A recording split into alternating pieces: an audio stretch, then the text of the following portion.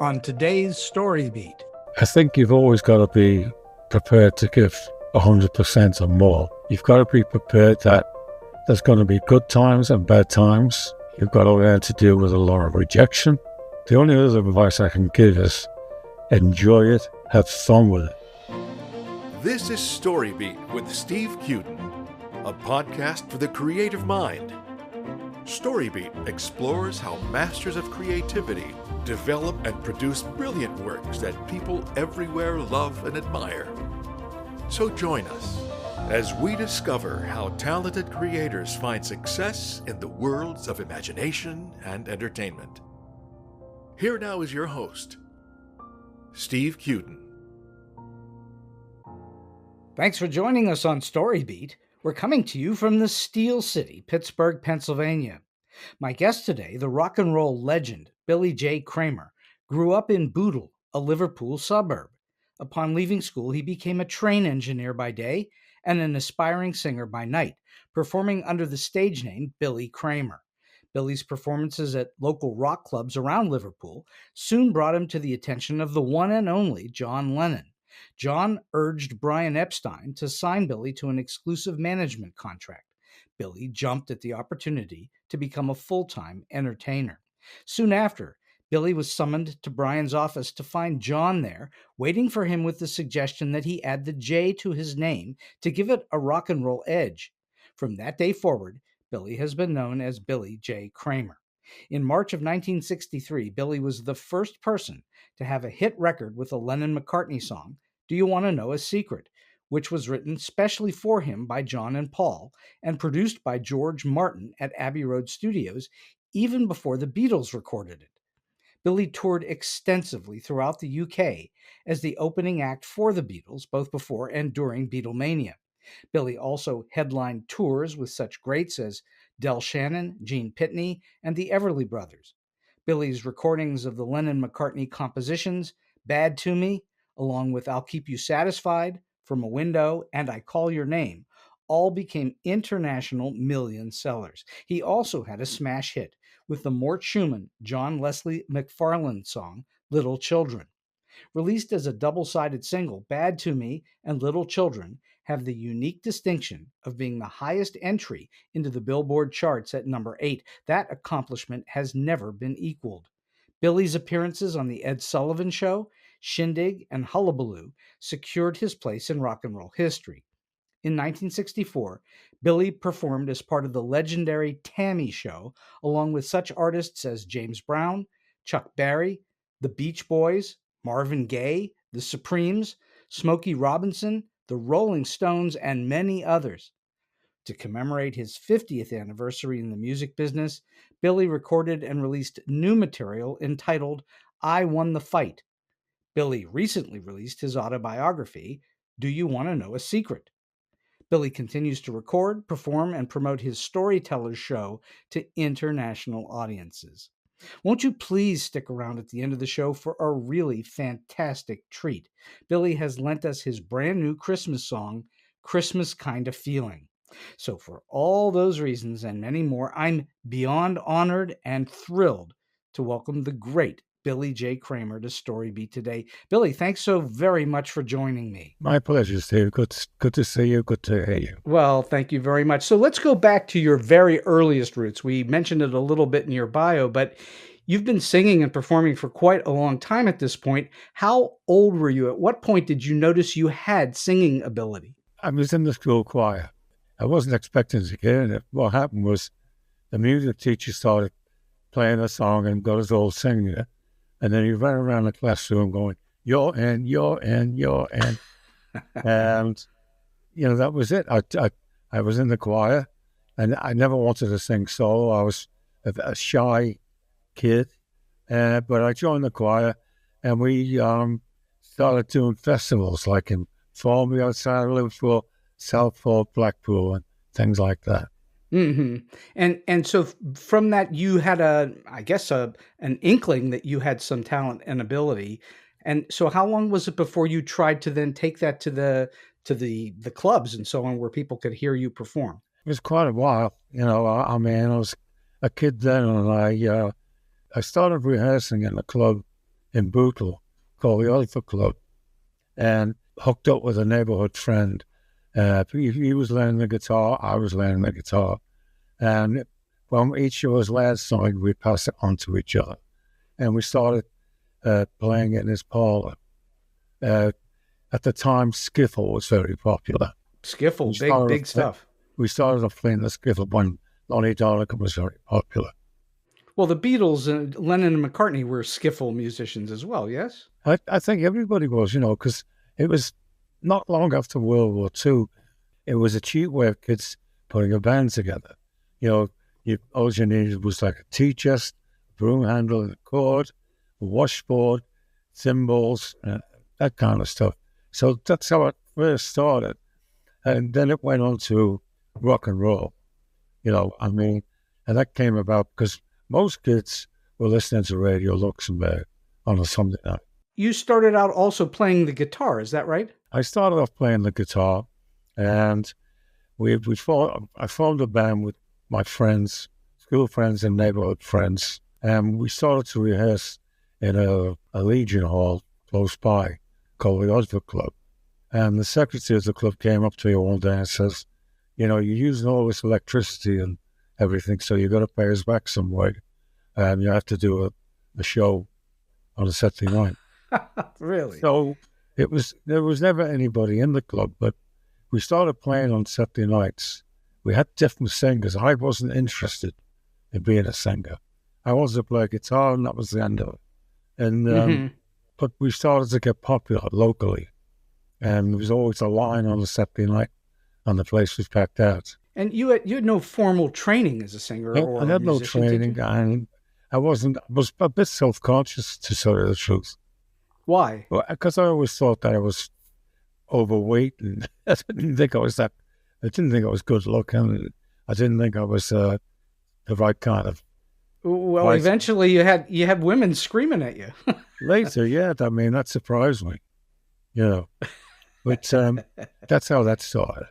So you were fortunate in that you were in, and correct me if I have the geography wrong, but Liverpool and Bootle were in Merseyside. Is that correct? That's correct, yes. Okay. So, and at that time, correct me again if I'm wrong, there were not just the Beatles, but a whole lot of musicians and rock and roll players. Oh, there was a lot of bands. It was like The Searchers, King Size Tell, the Dominoes, Florence Flamingos, the Foremost. There was hundreds of groups. Were you pushing one another to get better and improve? Was it a kind of like a competitive thing? In the beginning, it's strange because everybody, was doing their own thing. Some people were doing covers and getting tunes that were not familiar, but changing the arrangement, turning songs into rock and roll. If there was any trying to compete, I think it was in a nice way. There was no nastiness about it. But there was it was in the air that people were starting to play rock and roll music, and rhythm and blues was an influence. But the Merseyside musicians were influencing one another, don't you think? Oh, I think so, definitely. I always thought the great thing about the Beatles was the selection of cover songs was very unique. There were songs that weren't, played by anybody else. Right. Well, but they also were very great, a great band in the sense that they could play almost anything, and they did play many different things. The covers were amazing. Oh, truly amazing. They're truly and there were unique. songs we'd never heard before. Do you have other musical interests beside rock and roll and what you came from? Do you also listen or want to play other kinds of music? At that time, I was mostly focused on the people who were popular. Mm-hmm. Like Fats Domino, Little Richard, Jerry Lee Lewis, Gene Vincent, all them kind of people. Right. I used to cover their songs in my set, plus things that were in the charts. I'd do Del Shannon songs, I'd do a Roy Orbison song, a lot of different things. And, I'd rock up like that song, Tennessee Waltz, I'd do that. Well, at the risk of dating myself, and I don't mind doing so, you're part of my youth. I absolutely listened to your work when I was a kid. I'm that old where you're part of my youth. And so I'm wondering, who was influencing you from before? Was it the great R&B artist? Is that who influenced you? Absolutely. I didn't try to take anything from them, you know. I liked it, but I didn't think it was the right material for me. But the influence was somehow there as part of that whole movement toward rock and roll, I think. Oh, absolutely. So I'm going to ask you a question I ask lots of guests, and I'm always fascinated by the answer, and I'll really be interested in your answer. For you, when you listen to songs from a criterion perspective, what makes a good song good for you? Why is a song good? The lyrics, for one, the melody, and, you know, it's like, I'll be honest with you, it's like, what can I do, if it's a cover, what can I do to make it mine? I think that's, you know, you got to find a way of doing it yourself. Well, Billy, there's no one that sings quite like you. I mean, you're a unique singer.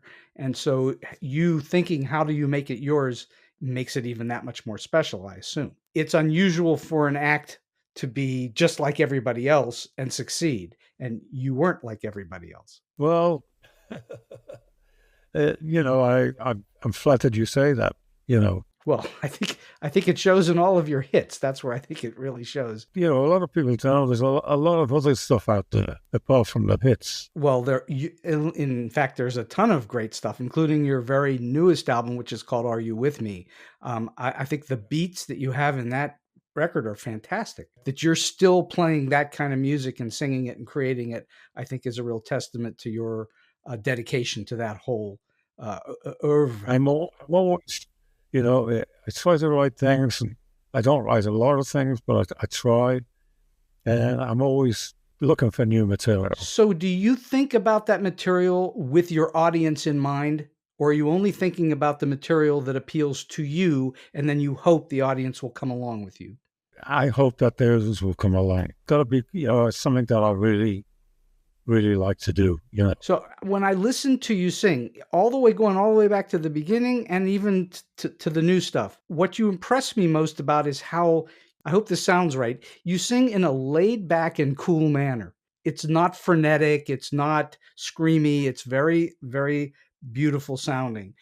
How much does passion for the music play into the way you're singing? You've got to be passionate about it, and you know, I always try to find songs that I really like that get to me. You know what I mean? You have to feel it in your heart, don't you? I have to feel it, and you know, you can get. I mean, sometimes I have a song sent to me, you know, and it's just occasionally that one will, you know, come out and hit me. You know, it's like when I did "Are You With Me?" Prior to it, I pulled up like 10 songs that I wanted to do, and I was all set, you know. We were demoing them and stuff like that. And then Mark Hudson sent me this song, you know, I couldn't have done it without you. And I was like, it knocked me out. So I thought, I've got to get rid of one of the others. This is better. I got to do it. The great producer, Mark Hudson. Yes. Did he write that song or did he just send it to you? He wrote that song with some other people. Interesting. How wonderful. And you also have on that album Jealous Guy, one of John Lennon's songs, yes? Yeah. And what was it about that song that brought you in? I know it's Lennon, but why that song? I think it's a great song. It's a song that I started to do on his birthday as a tribute. And people liked it, so I thought it was a good choice. I think it's a really excellent choice. It's one of his better solo songs, I should say. Among your songs, do you have one that you never tire of, that you can always sing? Jealous Guy. From time to time, you come across a song and you might like it for a while, but you get fed up with it and you can't inject the passion into it. So I always try and find something else. So I would be remiss if I didn't spend a little bit of time talking about your influences from the Beatles, because obviously they helped start you in the business, or at least John Lennon did for sure. Did you know when you were first dealing with them back in the day that the Beatles would become as huge and be around as long as they have been? Did you know it then? Yes, I did. You did. What was it about them? I knew it from the first time I saw them. Did you see them at the Cavern Club?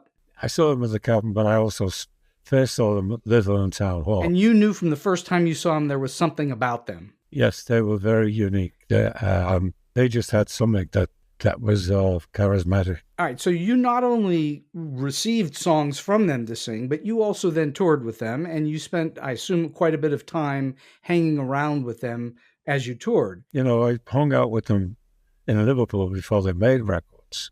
You know, sometimes we used to go to a bowling alley in Tubrook. I played 10-pin bowling. Really? Late at night after the gigs. Really? You know, those things like that. And we were friends. You know, I mean, I think one year they gave me like an Elvis album for my birthday. You know? Wow. That's Yeah. That's you. I assume you understand how truly special that is. Yes. Absolutely special. You know, I mean, I think it's seemed at the time everything was going so fast. I don't think I appreciated it as much as I do now. I think that that's true for a lot of artists, and we've talked about this on the show with other guests, that the artists themselves frequently don't appreciate what it is that they're doing. It takes the audience to tell them how good their work is. Usually artists don't know. They know where all the mistakes are. I'll be honest, I'm always terrible. I mean, I'll come off stage and say to Rose, what was it like? Do you think it was any good? Because it's the old cliche of you're too close to the forest for the trees. You can't see it. You know, putting songs together, I always start by, if I get a demo, I will try it in every possible key. I'll knock it around till I find what really suits me. It's like an instinct, you know. But when I did Bad to Me, George Martin wanted me to do it in the key of E. I chose to do it in D because I thought I could put more emphasis on different words and different lines than what I could sing E and E, because E was more pushing. So when you work with you were recorded by one of the greatest producers of all time, George Martin. When you're working with someone like that, how easy is it for you to then put your stamp on things? Or is he trying to put his stamp on it? Not at all. I mean, it would usually start off, you know, like when I did Bad to Me, John Lennon just played it on the piano. And then he got to the chorus and he sat at the piano and he embellished the song, you know, found nicer chords and different chords. And they would knock it about and come up with an arrangement. And then they would do the track, and then I would come in and do the singing. He never really coached me. He let me do what I wanted, and if there was something he didn't like, he would put it out, point it out, and he would say, "I think if you did this, it would be better." You know. And that was the feedback. You would go back and forth that way, I assume. Yes. I think one of his great advantages, which has sort of been lost, was that he came from a classical background. Is that correct?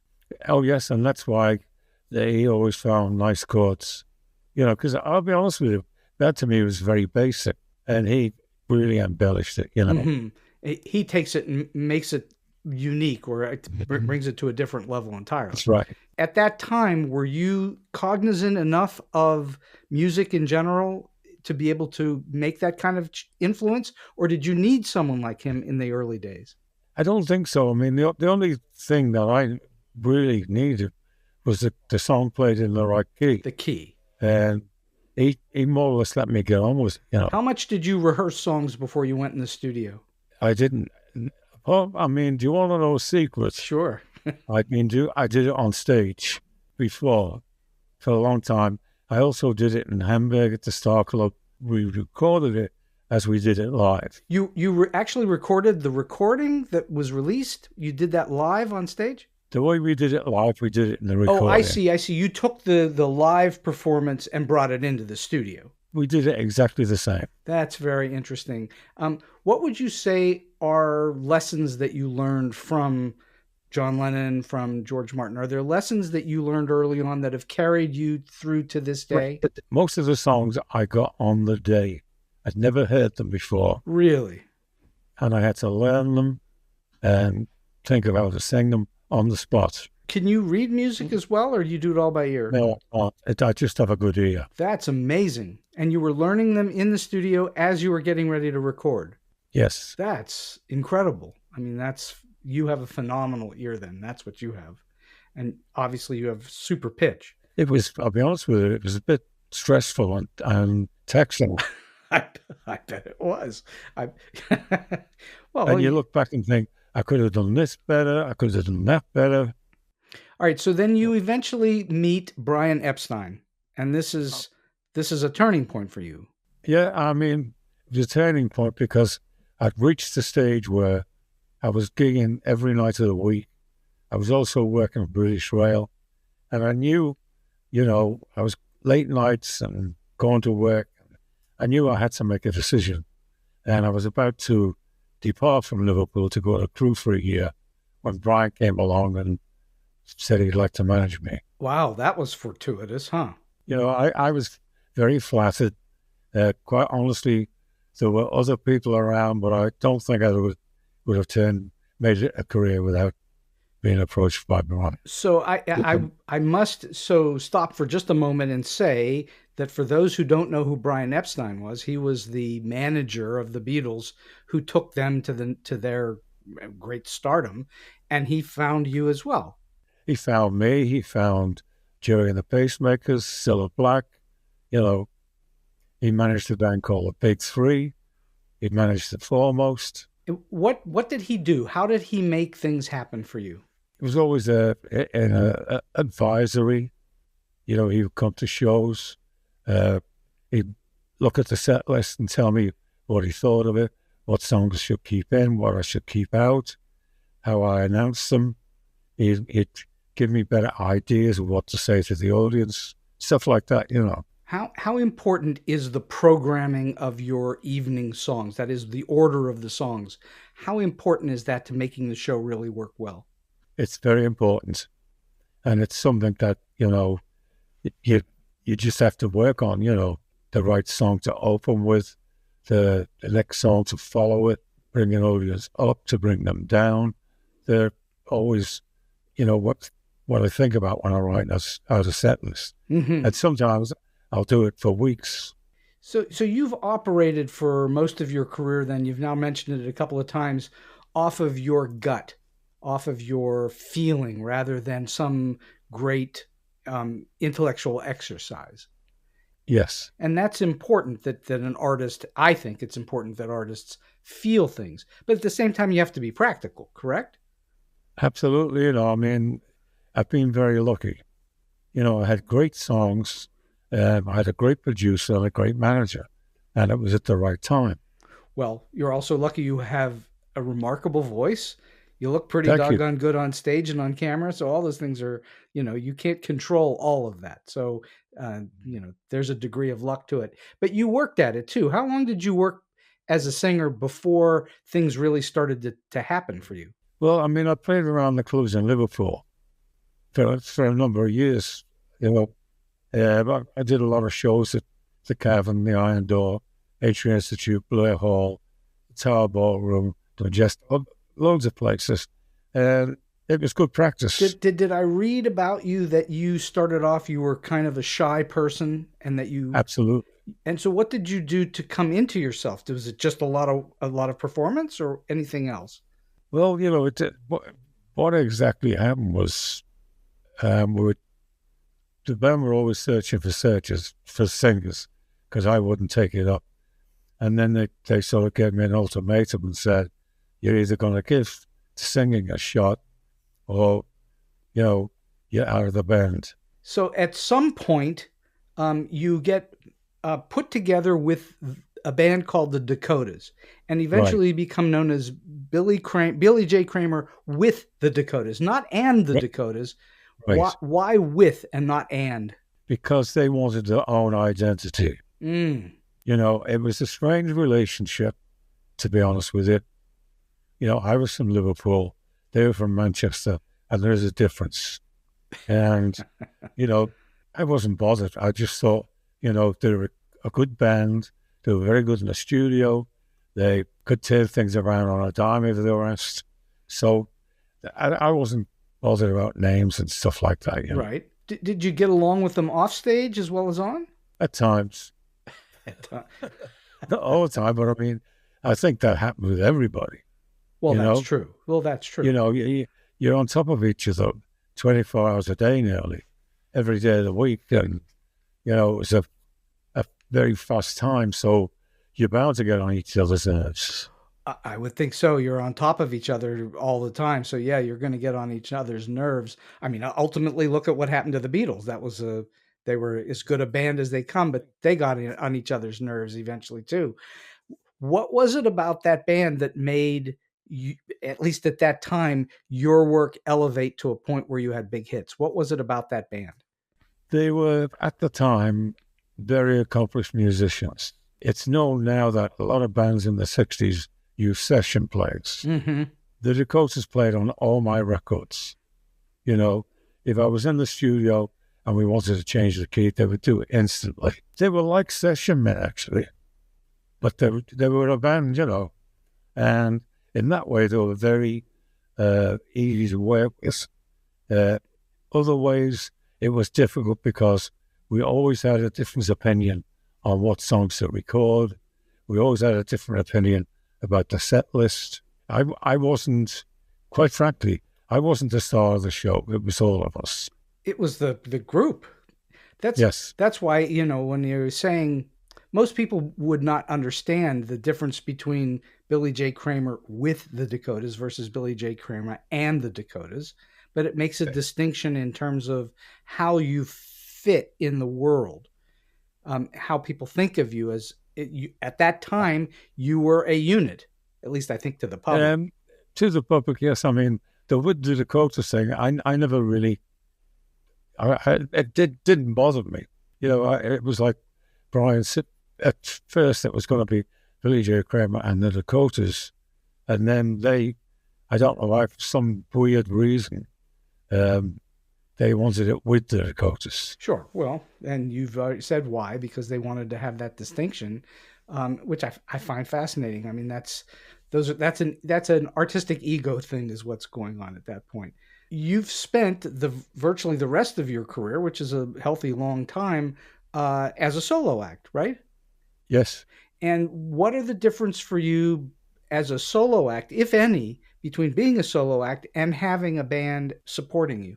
Well, there's a lot more responsibility. You know, you hire, you fire, you have to find the right agents and stuff like that, you know. And also, you know, in my case, you've got to make sure that the musicians are treated well and do the right thing. Have you been your own producer all these years too? I produced my singles. You know, I mean, I was counting out last week. I think I made about 16 or 18 was the singles that had never charted with it. They may have got in the 100, but they weren't top 10. Mm-hmm. And I had a lot of say in them. The only time that I really went out was when I did the album I Won the Fight. And I did that with a guy from Long Island called Don Solenza. And the two of us worked solidly on that together. Did you feel any difference in the way that things were controlled when you weren't in control totally? I enjoyed it. You know, getting things from the start and taking them from maybe just an acoustic guitar to a full production. You know, I mean, that was very rewarding. I wasn't self-indulgent. You know, I had to believe that what I was doing was good. There's things I could have done better, but it was my first shot at doing a whole album. Were you still going into the studio not knowing the songs? It's sometimes that, you know, like the title track of I Won the Fight was I Won the Fight. And what happened was we had like 10 or 12 songs. And I said to Don one day, we need something to tie everything together. And between us, we came up with I Won the Fight there and then on the spot. It's the only time it's happened. So I know that lots of bands in particular, and some single writer singers will go into the studio with nothing, and they will work their songs out in the studio. They'll write them, they'll create the lyrics. I know that the Bee Gees did that quite a bit, and so on. Is that been a lot of your experience where you go in with nothing and you create it in the studio? When I was, you know, I was with the other record labels. And by then, you know, I was starting to do things with orchestras and singers and different things. And they had to be, you know, studios were very expensive then, you know, and it was hard to get studio time. So you had to go in there And because of the financial side of it, you had to be prepared to get it together. By then, I was always well rehearsed and knew what I was going to do.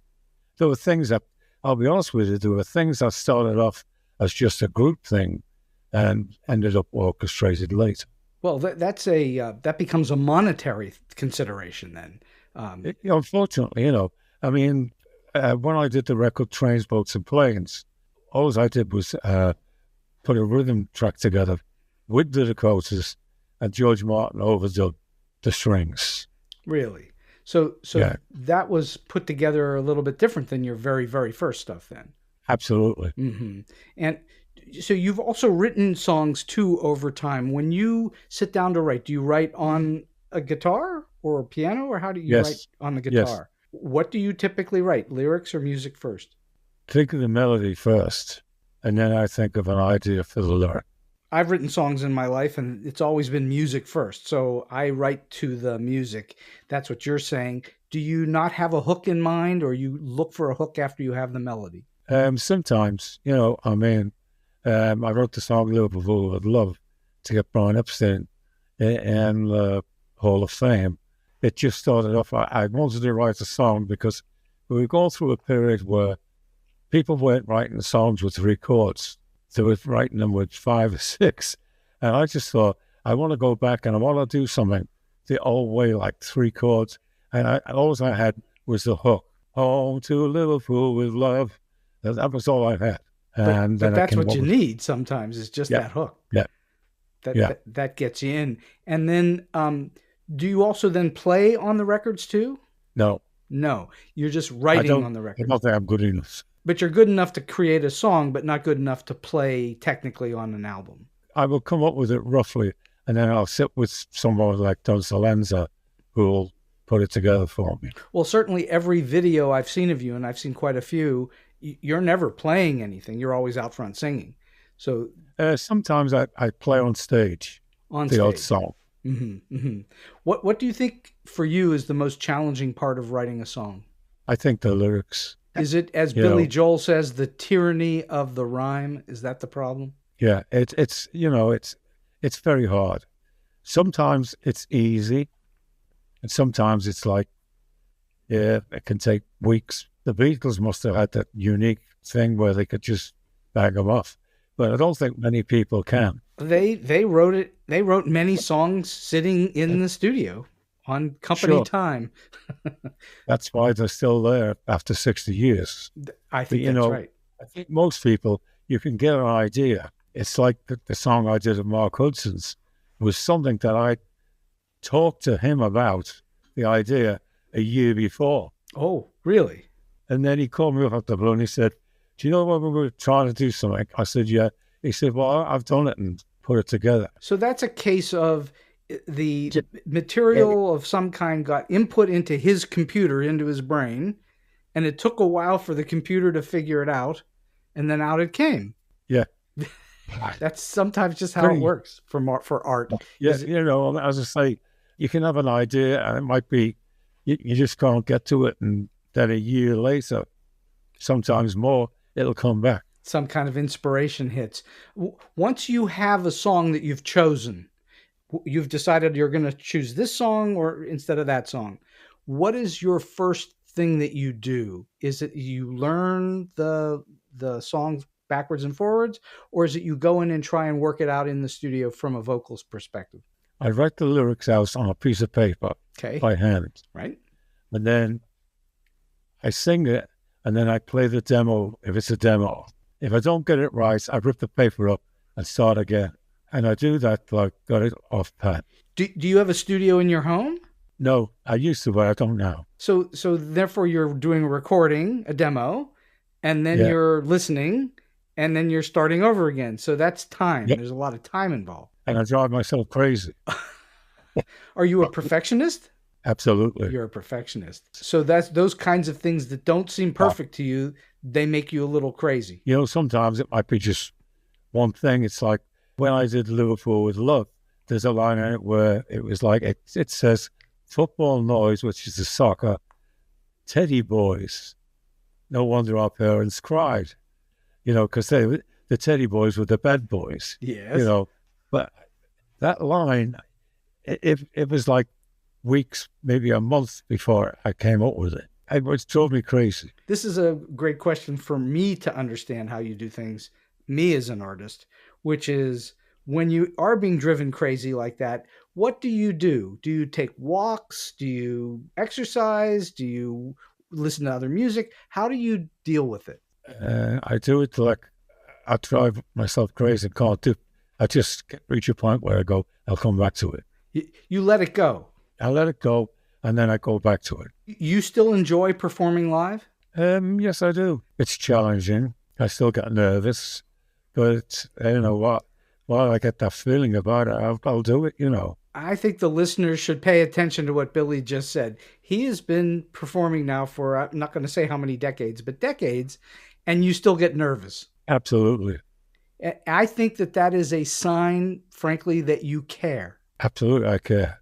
It's what I've done my whole life, and it's, you know, I have a passion for it. You know, sometimes I'll be totally where I'll go through periods where I always say there's nothing happening, you know, mentally as well as doing it, and it always comes back.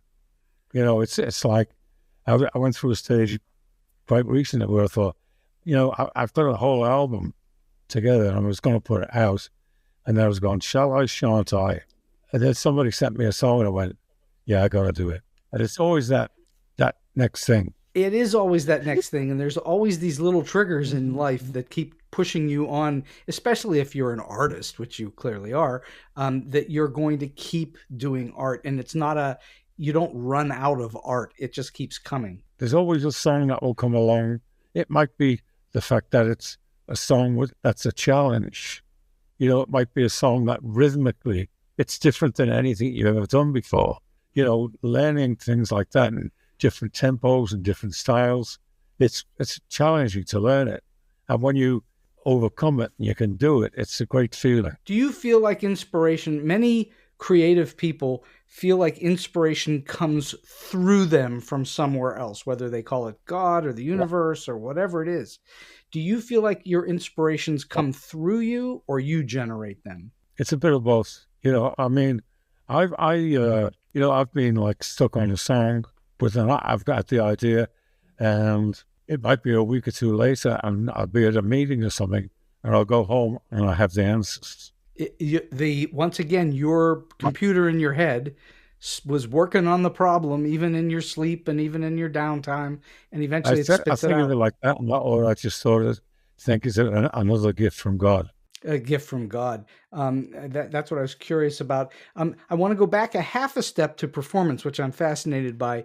You've been on some huge stages in your career, not only performing, you know, on tour with the Beatles, but I have to ask you about the Ed Sullivan Show, because that was really from my youth. I watched the Ed Sullivan Show every Sunday night for years and years and years. How nervous were you to do that show? Obviously, I was nervous, but, you know, what had happened was I had experienced doing Sunday nights at the London Palladium, and I wasn't very good. It definitely affected my record sales.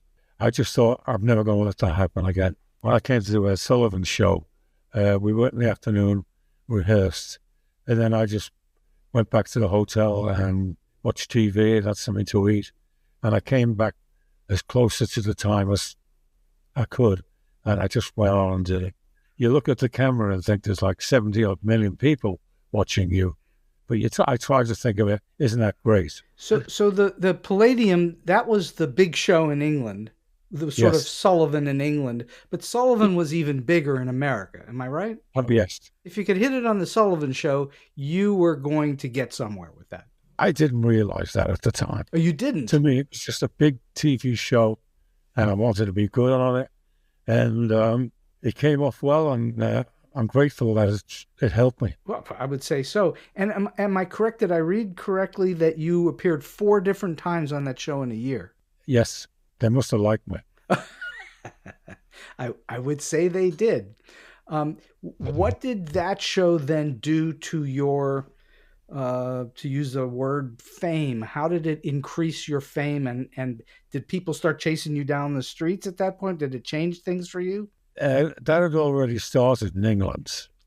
I mean, I was used to getting my clothes torn off and Torn people off? pulling me. Yeah. I remember I was in Edinburgh one, and I said to the road manager, can you bring I had a black cord shirt and black trousers. Can you bring it in? He says, you look fine in what you're wearing. I was wearing a 3-piece suit that I had made in London, Savile Row, very expensive. And this girl spotted me on the street, attracted a lot of other people. I ended up getting the suit ripped off. Oh, my goodness. And things like that happened a few times. So that kind of fame came on fairly quickly for you, did it not? It came, it's funny because I always say that I got on a train to Manchester, William Ashton, and I mimed to a record on Sunday 6:30, went home to having 500 kids outside the front door. Oh, my goodness. In the same day, so it's the same day famous, Well, you brought up the name William Ashton. That's your birth name. Yes. And then became Billy J. Kramer, or you were Yes. Billy Kramer and then Billy J. Kramer. Well, the guys in the band wanted me to have a stage name. And I said, it's got to be Billy something. And they came up with the Kramer. And then later John Lennon added the J. Added the J. How do you think that fame then changed you? What did it do to you? It was strange because it was a lot to accept. I remember I was on a tour in Oxford and Brian Epstein called me and says, you're going to be number 1 on the charts tomorrow. And I'll be honest with you, I lay on the bed and I said, where do I go from here? Really, what was I, like 19, 20? What was strange was the Beatles all had each other.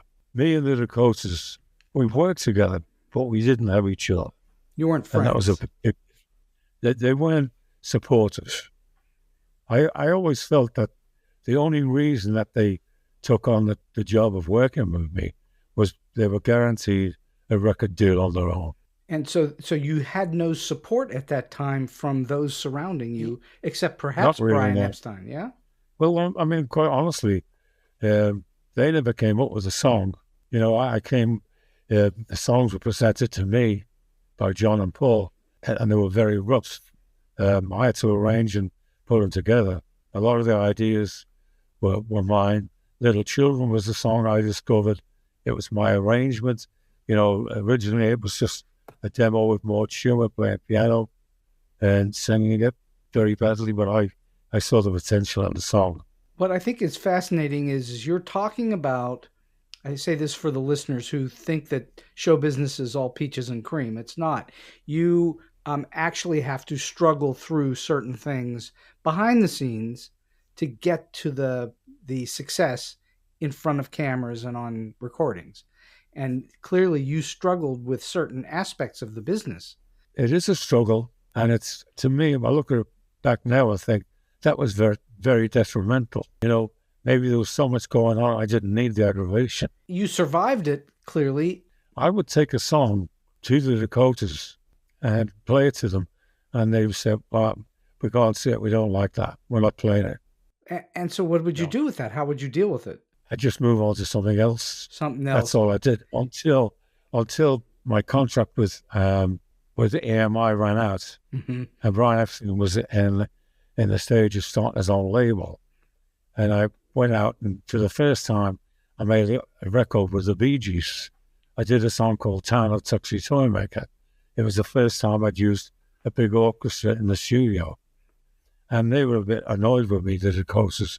And I said, well, I've done something I wanted to do without having to ask you.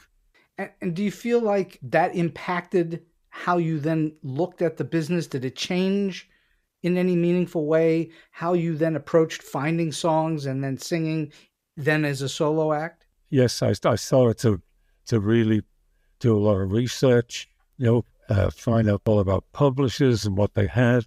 I would sometimes take days in London and go to all the different publishers listening to songs, and I would take them all home and play them, and then occasionally want to jump at me and I'd do it. Did you ever go back and pull the songs that the Dakotas rejected and record those? The only song I did was I was in New York, and a guy called Jack Netsy was producing Jackie D. Shannon, and he gave me needles and pens and When You Walk in the Room. And I asked the coaches, they wouldn't play it. And I went on a tour of Australia, and I did it live. And then when I came back from Australia, I was on the plane, and I read in the paper that the Searchers had done it. There you which go. Which made me feel a bit sick. Yeah, I imagine it did, because there's... Yep.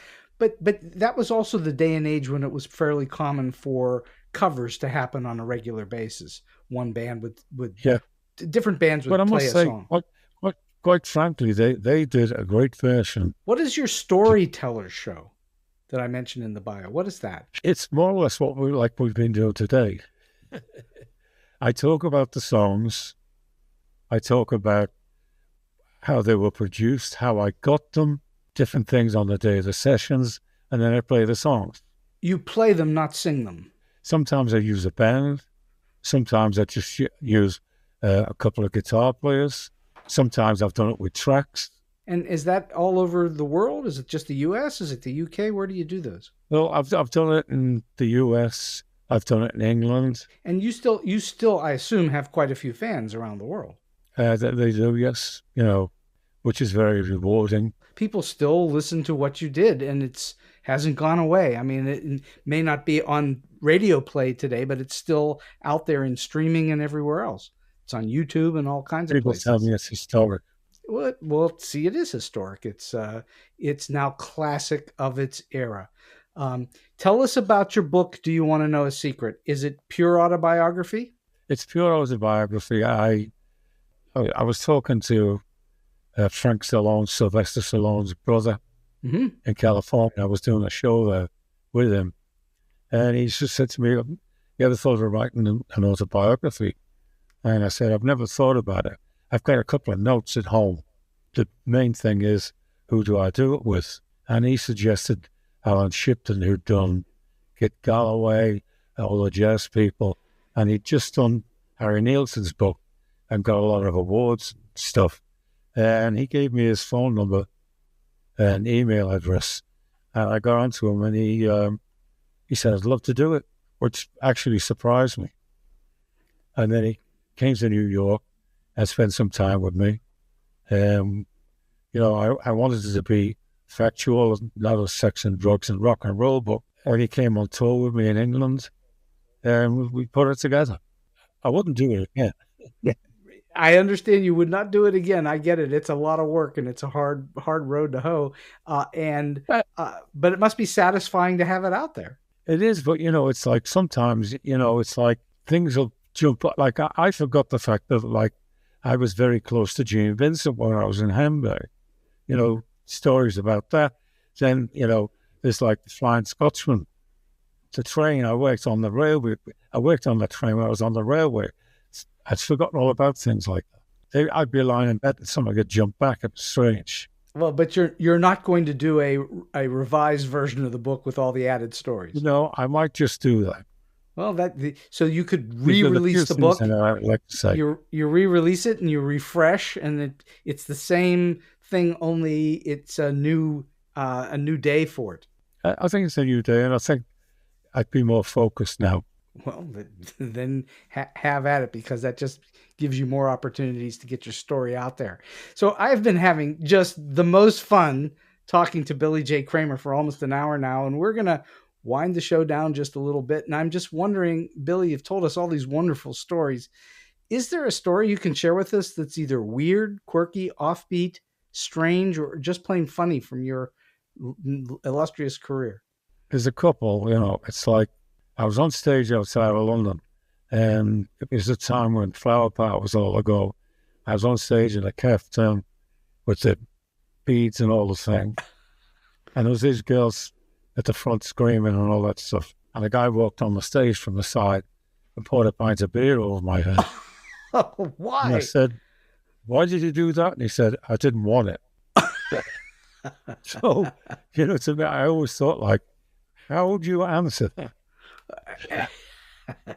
He just didn't want the beer, and he dumped it on your head instead. I mean, funny enough, I could see the funny side of it. Did you continue to perform? Absolutely. Nothing stops the rock. What did the audience do? Did they cheer or moan, or what did they do? They were aghast. I've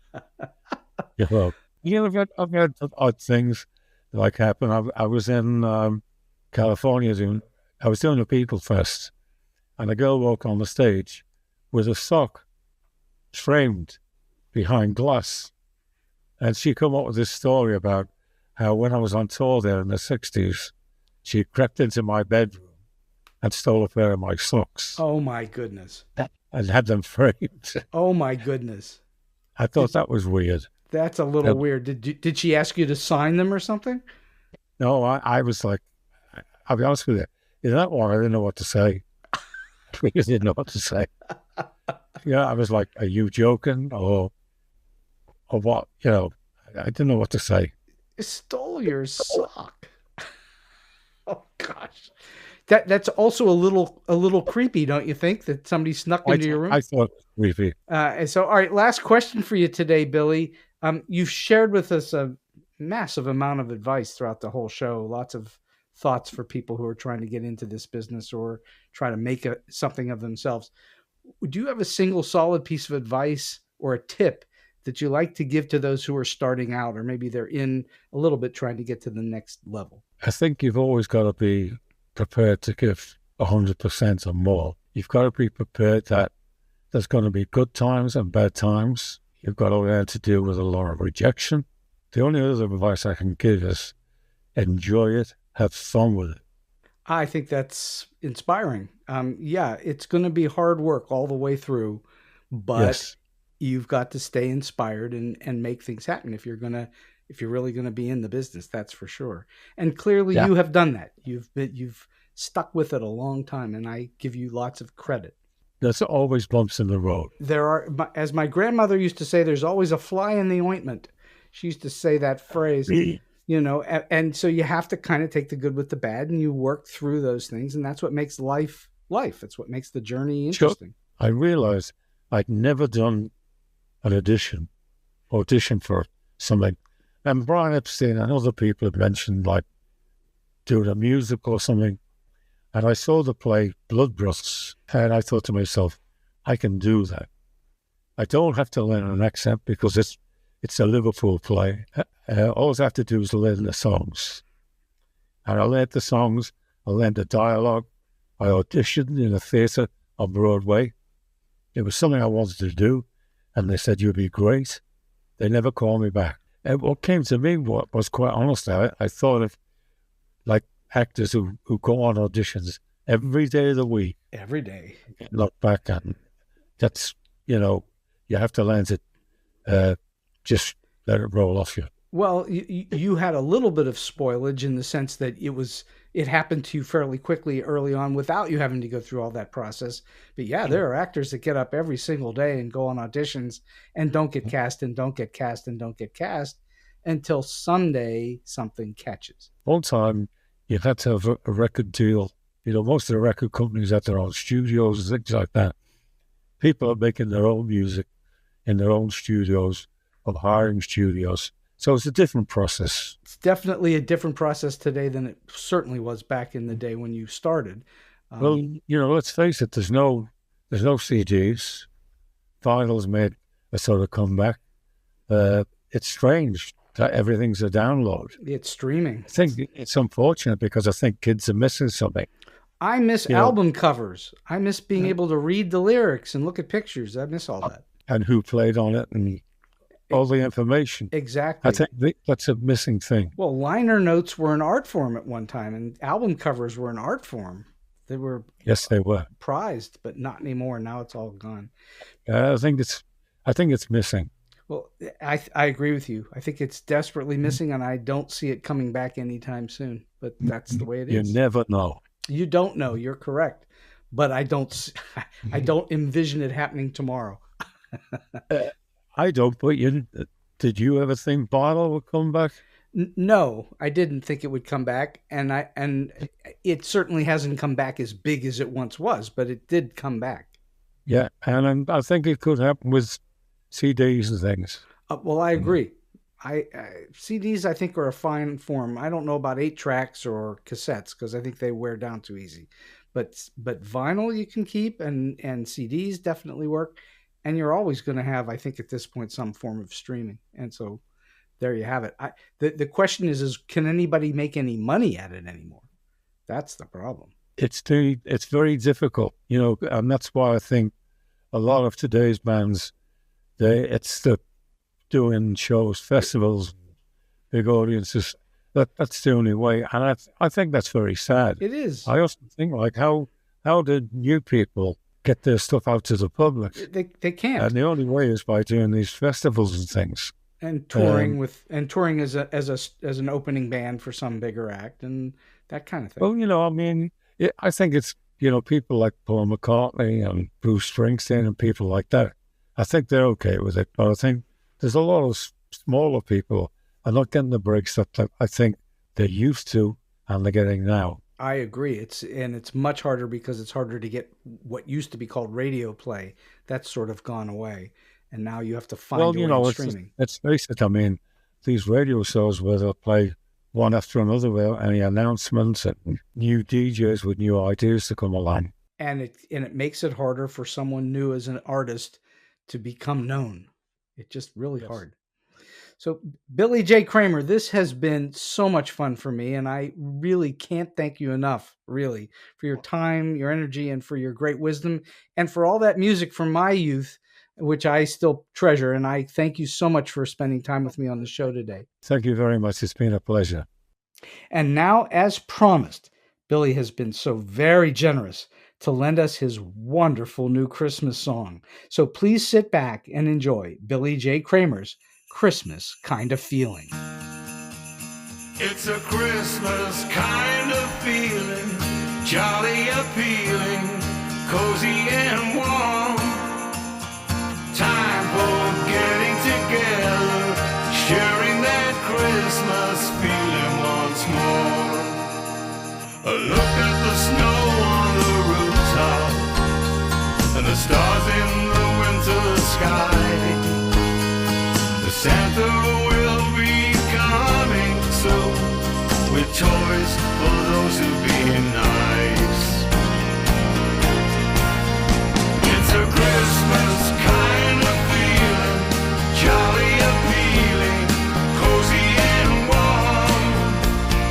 Time for getting together, sharing that Christmas feeling once more. Father goes out to the front yard to heat up the car outside.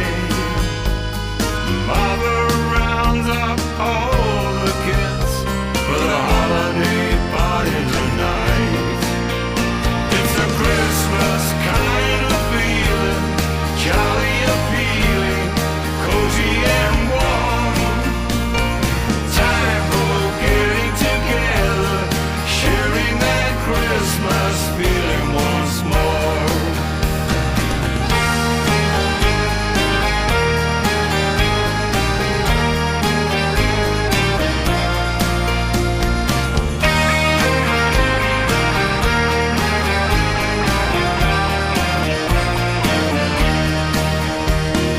Aunties and uncles, sisters and brothers, raising a glass one by one to all of the gifts the good Lord giveth, and peace they pray will come. It's a Christmas kind of feeling, jolly appealing, cozy and warm. Time for getting together, sharing that Christmas feeling once more. It's a Christmas kind of feeling, jolly appealing, cozy and warm. Time for getting together, sharing that Christmas feeling once more. It's a Christmas feeling for sure. And so we've come to the end of today's Story Beat. If you like this episode, won't you please take a moment to give us a comment, rating, or review on whatever app or platform you're listening to. Your support helps us bring more great StoryBeat episodes to you. StoryBeat is available on all major podcast apps and platforms, including Apple Podcasts, YouTube, Spotify, iHeartRadio, TuneIn, and many others. Until next time, I'm Steve Cuden, and may all your stories be unforgettable.